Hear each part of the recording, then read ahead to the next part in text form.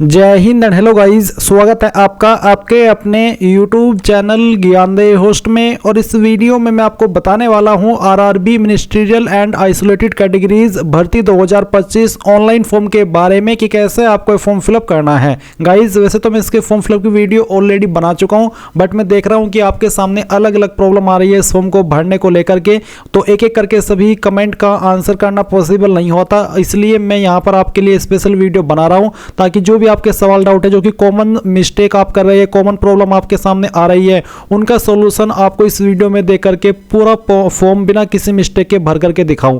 तो आपको वीडियो को पूरा देखना है और अगर उसके बाद भी आपके मन में कोई सवाल डाउट रह जाए तो आप कमेंट के माध्यम से पूछ लीजिएगा। अब चलिए शुरू करते हैं। अगर आपने अभी तक वीडियो को लाइक शेयर नहीं किया और आप चैनल के ऊपर नए हैं तो चैनल को सब्सक्राइब कर लीजिएगा और वीडियो को लाइक शेयर कर दीजिएगा। इसके बाद गाइज जो लिंक मैंने वीडियो के डिस्क्रिप्शन में दिया है इसको आप ओपन करेंगे। ओपन करने के बाद आपको जानने को मिलेगा कि ये वैकेंसी 1036 पोस्ट पर निकाली गई थी एंड फॉर्म आप लोग इसके 6 फरवरी 2025 तक भर पाएंगे। कौन सी पोस्ट के लिए कितनी वैकेंसी है वो आप यहां पर चेक कर सकते हैं। और अगर आप इसमें मल्टीपल पोस्ट के लिए आप एलिजिबल है क्वालिफिकेशन के अकॉर्डिंग तो वो भी आप यहां पर कर सकते हैं। तो सभी जानकारी आप पोस्ट वाइज क्वालिफिकेशन की यहां पर जान लीजिएगा और जिस भी पोस्ट पर आप अप्लाई करने के लिए एलिजिबल है क्वालिफिकेशन के अकॉर्डिंग अपनी, तो वो आप आगे इस वीडियो को देख करके अप्लाई कर लीजिएगा। तो जैसे ही आप यहां पर सभी जानकारी चेक कर ले, आपको इंपॉर्टेंट लिंक के सेक्शन में आना है और अप्लाइंग ऑनलाइन लिंक ओपन करना है। देन आपके सामने आरआरबी की ऑफिशियल वेबसाइट आ जाएगी। अब मैं आपको बता दूं कि ये आपकी वही वेबसाइट है जिसके माध्यम से 2024 के अंदर आपने एएलपी का फॉर्म या फिर टेक्नीशियन का या फिर आरपीएफ कांस्टेबल एसआई का ये सब भरे थे। तो अगर आपने 2024 के अंदर इस वेबसाइट का इस्तेमाल करके कोई भी फॉर्म भरा है तो आपका अकाउंट बना हुआ है, आप इसमें नया रजिस्टर नहीं करेंगे। आप अप्लाई के सेक्शन पर आकर के ऑलरेडी हैव एन अकाउंट यहाँ पर क्लिक करेंगे एंड देन जो नंबर आपने उस वक्त रजिस्टर किया था या ईमेल रजिस्टर की थी उनमें से कोई एक चीज यहां पर डालेंगे।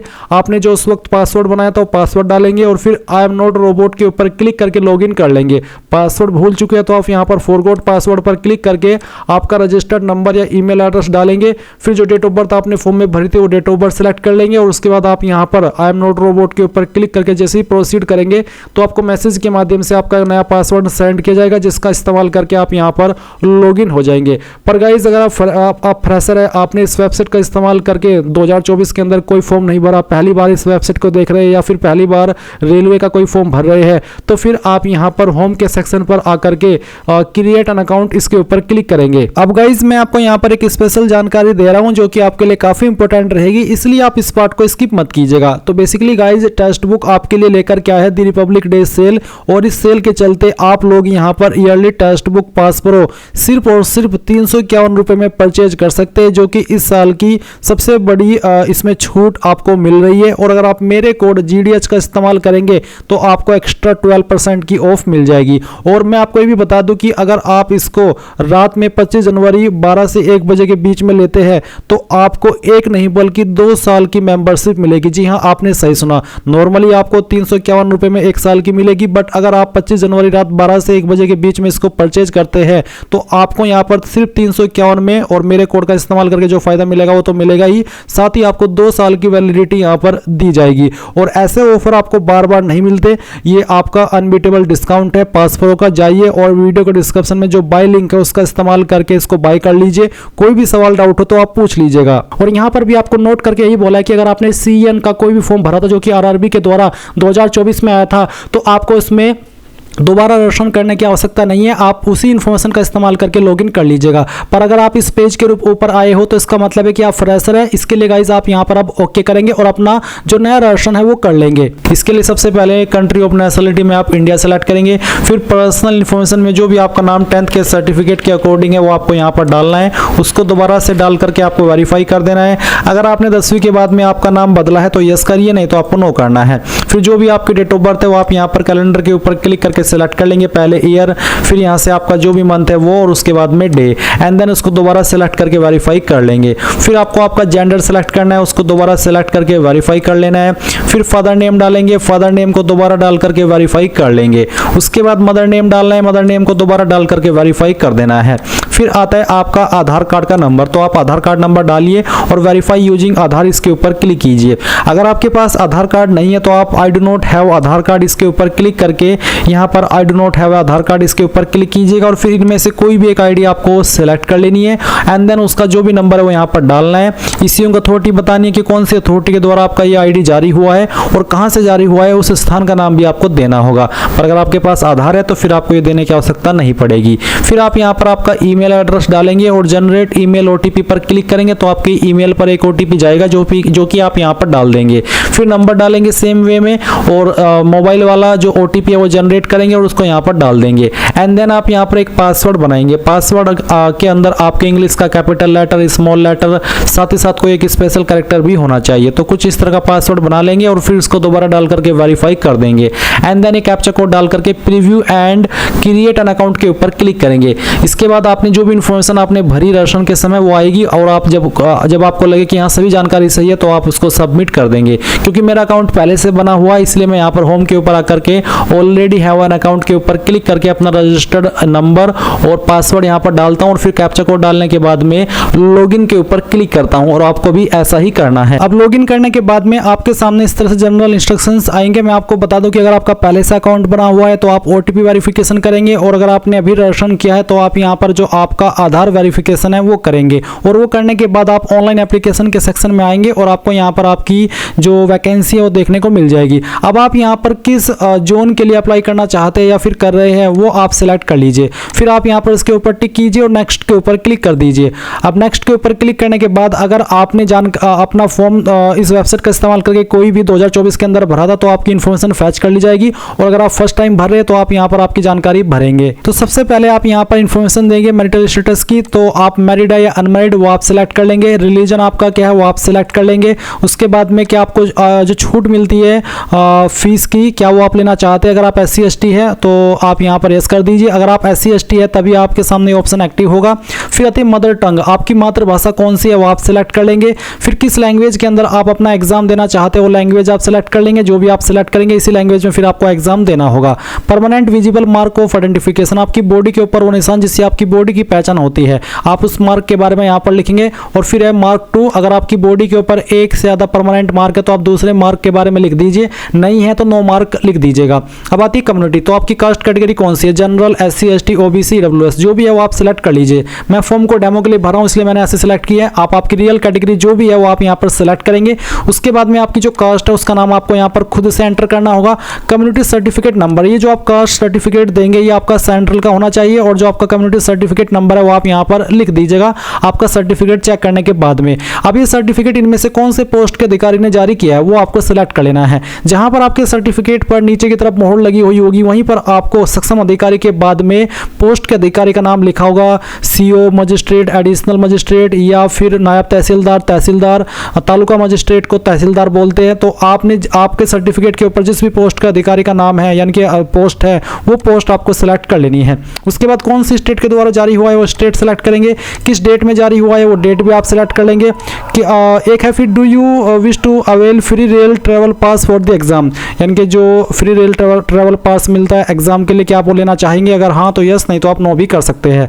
फिर आपको आपके नियरेस्ट रेलवे स्टेशन का नाम बताना है यानी कि लिखना है और जो आपका कास्ट सर्टिफिकेट है वो आप अपलोड डॉक्यूमेंट के ऊपर क्लिक करके यहाँ पर अपलोड करेंगे जिसका फॉर्मेट PDF का होना चाहिए और साइज 500 KB से कम रहना चाहिए। इसके बाद में आप यहाँ पर पोस्टल एड्रेस भरेंगे यानी कि जो आपका प्रेजेंट एड्रेस है वो आपको भरना है। पहले आप आपकी स्टेट सेलेक्ट कर लेंगे, फिर आपकी डिस्ट्रिक्ट, उसके बाद में जो आपका एड्रेस है वो आप यहाँ पर लिख दीजिएगा इस कॉलम के अंदर। नियरेस्ट सिटी या फिर मेजर टाउन आपका कौन सा है प्रेजेंट वो आप यहाँ पर लिखिएगा इस वाले सेक्शन में और फिर पिन कोड आपका क्या है वो भी आपको यहाँ पर डाल देना है। ये डालने के बाद में आप देखेंगे परमानेंट एड्रेस और नीचे tick if permanent address is same as present address, यानी कि अगर आपका प्रेजेंट और परमानेंट एड्रेस एक ही है अलग अलग नहीं है तो आप इसको बॉक्स के ऊपर टिक कर देंगे। अगर अलग अलग है तो अनटिक कर रहने दे और अलग से अपना परमानेंट एड्रेस भर दे। उसके बाद सेव के ऊपर क्लिक करेंगे और फिर नेक्स्ट कर देंगे। अब गाइज आपके सामने यहाँ पर अदर डिटेल का सेक्शन आएगा जहां पर आपसे पूछेगी कि आप एक्स सर्विसमैन है, अगर हाँ तो यस, नहीं तो आप नो करेंगे। क्या आप विकलांग है, अगर हाँ तो यस, नहीं तो यहाँ पर आपको नो करना है। क्या आप इकोनॉमिकली बैकवर्ड क्लास से आते हैं, अगर हाँ तो यस, नहीं तो आप नो करेंगे। क्या आप रेलवे के सर्विंग एप्लीकेंट है, अगर हाँ तो यस करेंगे, नहीं तो आपको नो करना है। उसके बाद में करंट डिप्लॉयमेंट डिटेल्स में बताना है कि name of the current department organisation, तो सेंट्रल गवर्नमेंट में आपका काम कर रहे हैं करंटली, स्टेट गवर्नमेंट में, या फिर पब्लिक सेक्टर अंडरटेकिंग में। अगर आप नहीं कर रहे अभी कहीं पर काम, अनएम्प्लॉयड है, तो आप यहाँ पर नॉट एप्लीकेबल क्लिक कर दीजिएगा। उसके बाद में आप बैंक डिटेल भरेंगे जो कि आपको फीस रिफंड होती है उसके लिए।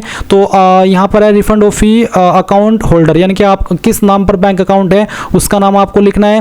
फिर आपका जो बैंक अकाउंट नंबर है वो यहाँ पर डाल देना है। उसके बाद आप यहाँ पर जो आपका एफएससी कोड है वो भरिएगा, आपको अब आपकी पासबुक के ऊपर मिल जाएगा, या फिर आप गूगल के अंदर आपके बैंक का नाम लिख करके ब्रांच का नाम लिख दीजिएगा और उसके बाद में लिखिएगा एफएससी कोड। तो ऑनलाइन वे में भी आप अपना एफएससी कोड प्राप्त कर सकते हैं।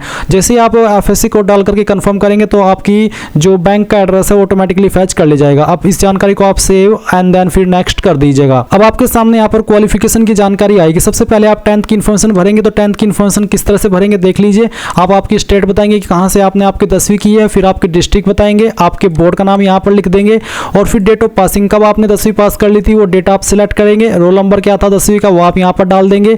उसके बाद SSLC matriculation 10th class certificate serial number, यानी कि जो आपका 10th का सर्टिफिकेट है उसका जो सीरियल नंबर है वो भरेंगे। अगर सीरियल नंबर ना हो, सर्टिफिकेट नंबर हो, तो आप यहाँ पर वो भी डाल सकते हैं। उसके बाद आप इस जानकारी को सेव कर देंगे। अब इसके बाद गाइज आप देखेंगे क्वालिफिकेशन का सेक्शन, तो इसमें यहाँ पर बहुत सारी क्वालिफिकेशन दी गई है, क्योंकि अलग अलग पोस्ट पर अलग अलग क्वालिफिकेशन मांगी है। तो आप जिस भी पोस्ट पर अप्लाई कर रहे हैं आपने उसकी क्वालिफिकेशन तो चेक कर ही ली होगी कि हाँ उस पर अप्लाई करने के लिए क्या क्वालिफिकेशन चाहिए, फिर वही क्वालिफिकेशन आपको यहाँ पर सेलेक्ट कर लेनी है। सभी को भरने का तरीका सेम सा ही रहेगा। जैसे कि मैंने यहाँ पर बैचलर डिग्री सेलेक्ट की, तो मेरे सामने यहाँ पर पूछा है डिसिप्लिन या फिर सब्जेक्ट, फिर स्टेट, फिर डिस्ट्रिक्ट, फिर कॉलेज यूनिवर्सिटी का नाम, डेट ऑफ पासिंग, परसेंटेज। साथ ही साथ यहाँ पर है please choose one many your medium of proficiency competency in teaching, तो टीचिंग की प्रोफिशिएंसी या फिर कॉम्पिटेंसी किस लैंग्वेज में है वो आपको बतानी होगी। उसके बाद में do you have knowledge of computer application, यानी कि कंप्यूटर का भी क्या आपको ज्ञान है, अगर हाँ तो यस, नहीं तो आप नो करेंगे।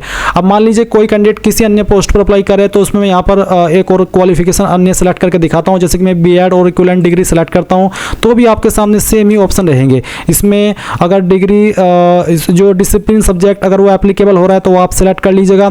अगर मैं बीएड की जगह पर 2 ईयर डिप्लोमा सेलेक्ट करता हूँ तो डिसिप्लिन में जो ऑप्शन आएगा वो आप सेलेक्ट कर लीजिएगा। अगर मैं डिप्लोमा इन लेबर सेलेक्ट करता हूँ तो यहाँ पर जो ऑप्शन आएगा वो सेलेक्ट कर लीजिएगा। बाकी के ऑप्शन सेम ही रहेंगे जैसे कि मैंने अभी आपको बैचलर डिग्री में फिल करके दिखाया है। उसके बाद जैसे ही आप यहाँ पर कोई भी जानकारी दे रहे हैं अपनी क्वालिफिकेशन की, वो देने के बाद में ऐड के ऊपर क्लिक करेंगे तो ये इन्फॉर्मेशन आपकी यहाँ पर मैट्रिकुलेशन के सेक्शन के नीचे ऐड हो जाएगी। इसके बाद फिर नीचे की तरफ आएंगे और वर्क एक्सपीरियंस डिटेल देखेंगे। अगर आप ऐसी पोस्ट पर अप्लाई कर रहे हैं जिस पर एक्सपीरियंस मांगा, तो आप यहाँ पर बताएंगे कि आपके पास कौन सा एक्सपीरियंस है वो सिलेक्ट करिएगा, और उस नेचर ऑफ एक्सपीरियंस आपको सेलेक्ट करना होगा। एंड देन एम्प्लॉयमेंट बताना होगी, प्रेजेंट है या फिर पास्ट है, यानी कि पास्ट में था तो पास्ट और प्रेजेंट में करे तो प्रेजेंट। फिर डेट देनी होगी और उसके बाद में ऐड के ऊपर क्लिक करके इसको ऐड कर देना होगा। देन आप नेक्स्ट के ऊपर क्लिक करेंगे। अब आपके सामने यहाँ पर फोटो एंड साइन अपलोड करने का सेक्शन आएगा। साथ ही साथ आप यहाँ पर जो कास्ट सर्टिफिकेट अपलोड की है उसको भी व्यू कर सकते हैं कि सही से अपलोड हुआ है या फिर नहीं हुआ है। अब जो आप यहाँ पर फोटो अपलोड करेंगे उसका फॉर्मेट जेपीईजी या फिर जेपीजी का साइज 50 से 100 केबी के बीच में रहना चाहिए। एंड यहाँ पर फोटो 6 महीने से पुराना नहीं होना चाहिए और फोटो का बैकग्राउंड आपका व्हाइट होना चाहिए। फिर साइन भी आप अपलोड करेंगे, इसका जो साइन है वो आपका ब्लैक या फिर ब्लू इंक पेन के द्वारा होना चाहिए विद इन ए बॉक्स, एक बॉक्स के अंदर जिसका साइज 50 mm इंटू 20 mm होना चाहिए। तो ये चीज़ आपको यहाँ पर अच्छे से एक्सप्लेन कर दी है। तो जो भी आपका फोटो है वो आप यहाँ पर सिलेक्ट कर लेंगे। मैं इस फॉर्म को डेमो के लिए भरा हूँ तो मैं एक रैंडम फाइल आपको यहाँ पर अपलोड करके दिखा रहा हूँ। तो गाइज मैंने एक रैंडम फाइल सेलेक्ट की है फोटो की। आपका फोटो जो आप सिलेक्ट करेंगे कुछ इस तरह से आएगा। फिर आप इसको यहाँ पर राइट आइकन के ऊपर क्लिक करके इस तरह से ओके कर दीजिएगा, और ओके करने के बाद अगर आपका फोटो इंस्ट्रक्शंस के अकॉर्डिंग रहा तो यहाँ पर इस तरह से अपलोड हो जाएगा। फिर जो आपकी साइन की फाइल है वो भी आप यहाँ पर सेलेक्ट कर लेंगे। जहाँ पर भी साइन है सेलेक्ट कीजिए, ओपन कीजिए, आपका साइन यहाँ पर आ जाएगा। अगर साइज दिए गए इंस्ट्रक्शंस के अकॉर्डिंग होगा सिग्नेचर बेसिकली, तो आपको यहाँ पर कोई इशू देखने को नहीं मिलेगा। तो यहाँ पर गाइज जैसे ही आपका साइन आ जाए तो आप यहाँ पर सेव करेंगे, और सेव करने के बाद में आपका फोटो साइन सेव होगा। उसके बाद आप नेक्स्ट कर देंगे। नेक्स्ट करने के बाद में यहाँ पर आता है you are not eligible for any of the post under selected RRB. अगर आपके सामने ये आ रहा है तो इसका मतलब है कि आप जिस आरआरबी के लिए अप्लाई कर रहे हैं तो उस आरआरबी में आप अप्लाई करने के लिए किसी भी पोस्ट पर एलिजिबल नहीं है, इसलिए आपके सामने ये चीज़ आई है। तो आपको यहाँ पर आपका आरआरबी जोन सिलेक्ट कर लेना है, यानी कि चेंज कर लेना है, और फिर आपने जानकारी तो भर दी है और इस इंटरफेस पर आ जाना है, जो कि मैं आपको दोबारा जा करके दिखाता हूँ। तो यहाँ पर गाइज मैंने अभी कई सारे जो आरआरबी जोन है वो चेंज करके देखे, बहुत सारों में अनएलिजिबल था मैं, तो मैंने यहाँ पर प्रयागराज सेलेक्ट किया, तो इसमें मैं यहाँ पर एलिजिबल हूँ और वो भी इस वाली पोस्ट पर जो कि मेरे सामने है। तो जो आपको ने क्वालिफिकेशन की जानकारी भरी है वो, और फिर जो आपका जोन है उसमें जो वैकेंसी अवेलेबल रहेगी उसके अकॉर्डिंग आप जिन पोस्ट पर अप्लाई करने के लिए एलिजिबल रहेंगे वो पोस्ट के विकल्प आपको देखने को मिलेंगे। अगर आप एक से ज़्यादा पोस्ट पर अप्लाई करने के लिए एलिजिबल है आपकी क्वालिफिकेशन के अकॉर्डिंग, तो आपको यहाँ पर वो सभी पोस्ट देखने को मिलेगी। आप उनकी प्रेफरेंस दे देंगे कि मैं इस पोस्ट को पहले नंबर पर रखना चाहता हूँ और उसको दूसरे पर। उसके बाद आप नीचे की तरफ आएंगे, यहाँ पर टिक करेंगे। पहले इसमें आपको कुछ और नहीं, सिर्फ ये भरना कि आप कहाँ से फॉर्म को भर रहे हैं, आपकी सिटी का नाम। उसके बाद में आप प्रीव्यू एप्लीकेशन पर क्लिक करेंगे। अब जो भी आपने जानकारी भरी है वो आपको सभी चेक कर लेनी है। जब आपको लगे कि सभी जानकारी सही है तो आप यहाँ पर टिक करेंगे। उसके बाद में आप सबमिट कर देंगे। सबमिट करने के बाद आपके पास ये एक अंतिम मौका है। अगर आपने एक बार यहाँ से सबमिट कर दिया तो आपका फॉर्म सबमिट हो जाएगा फाइनल। इसके बाद में फिर आपको फीस जमा करनी होगी, और अगर आप फिर इसमें कोई चेंजेस करना चाहेंगे तो एक बार फीस जमा करने के बाद जब आपको एडिट का टाइम मिलेगा, मॉडिफिकेशन का टाइम मिलेगा, तभी आप मॉडिफिकेशन कर सकते हैं। इस बीच में आप कोई मॉडिफिकेशन नहीं कर पाएंगे। इसलिए अगर आपको जरा सा भी डाउट हो कि कहीं पर कोई जानकारी गलत हो गई है तो कैंसिल करके अपने फॉर्म को अच्छे से चेक करके इस वाले ऑप्शन पर आइएगा और तभी जा करके अपनी फीस को जमा करिएगा। इस तरह से गाइज आप लोग आपकी RRB ministerial and isolated categories various post online form 2025 भर पाएंगे। आई होप ये प्रोसेस आपको पसंद आया होगा। So thanks for watching. जय हिंद।